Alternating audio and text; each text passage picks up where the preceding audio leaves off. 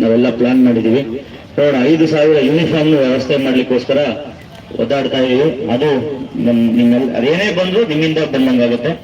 ಪ್ರತಿ ವರ್ಷ ನಾವು ಪ್ರೇ ಮಾಡ್ಕೊಂಡು ಹೋಗ್ತಿದ್ವಿ.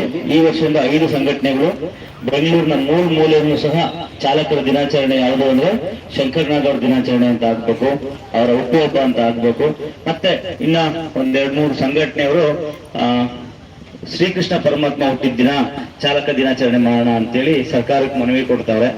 ನಾನು ಇವತ್ತು ಕೇಳ್ಕೊಳೋದು, ನಮ್ ಜಾತಿ ಧರ್ಮ ಎಲ್ಲ ಮಿಗಿಲಾಗಿದ್ದು ನಮ್ಮ ಆಟೋ ಶ್ರೀಕೃಷ್ಣನ ನಾವು ಎಷ್ಟು ಪೂಜೆ ಮಾಡ್ಬೇಕು, ನಮ್ಮ ಮನೆಯಲ್ಲಿ ನಮ್ಮ ದೇವಸ್ಥಾನದಲ್ಲಿ ಮಾಡ್ತೀವಿ. ಇಲ್ಲಿ ನಾವು ಬಂದಾಗ ನಮ್ಗೆ ಶಂಕರನಾಗ್ ಅವ್ರನ್ನ ಅವತ್ತಿಂದ ನಾವು ನಮ್ಮ ಚಾಲಕರ ಆರಾಧ್ಯ ದೈವ ಅಂತ ಪೂಜೆ ಮಾಡಿಸ್ತಾ ಇದೀವಿ. ಅವ್ರ ದಿನನೇ ನಮ್ಗೆ ಚಾಲಕರ ದಿನ ಆದ್ರೆ ತುಂಬಾ ಚೆನ್ನಾಗಿರುತ್ತೆ ಅಂತೇಳಿ ನಮ್ಮ ವಾದ.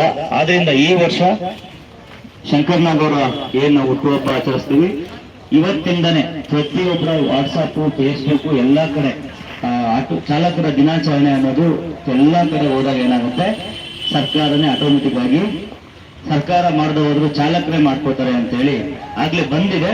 ಸರ್ಕಾರಕ್ಕೂ ಆಗ್ಲೇ 90% ನಮಗೆ ಬಂದ ಮಾಹಿತಿ ಪ್ರಕಾರ ಚಾಲಕರ ದಿನ ನವೆಂಬರ್ 9ನೇ ತಾರೀಕು ಆಯ್ಕೆ ಮಾಡ್ಲಿಕ್ಕೆ ಸರ್ಕಾರನೂ ಸಹ ತಯಾರಾಗಿದೆ.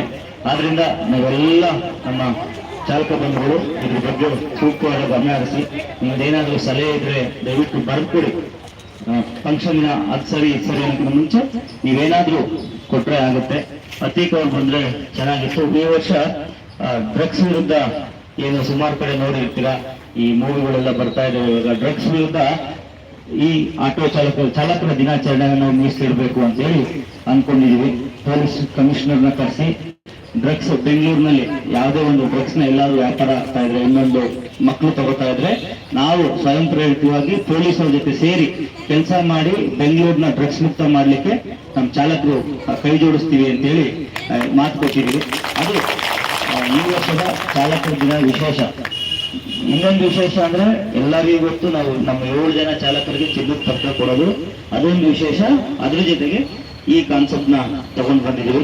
ಮತ್ತೆ ಇವತ್ತು 2 ಕಂಪ್ನಿಯವರು ಬಂದಿದ್ದಾರೆ. ಇನ್ಫೋಸಿಸ್ ಕೇಳಿರ್ಬೋದು ನೀವು, ಪ್ರತಿಯೊಬ್ಬರು ಗೊತ್ತಿರುತ್ತೆ. ಇನ್ಫೋಸಿಸ್ ಇವತ್ತು ಸಂಸ್ಥೆ ಒಂದು ಅಪ್ಲಿಕೇಶನ್ ನ ಡೆವಲಪ್ ಮಾಡಿದೆ.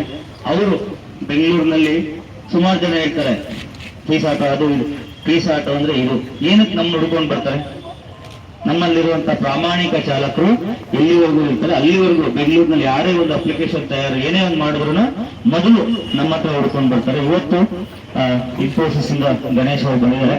ಇವರು ಕಣ್ಣಿನ ಬಗ್ಗೆ ಈಗ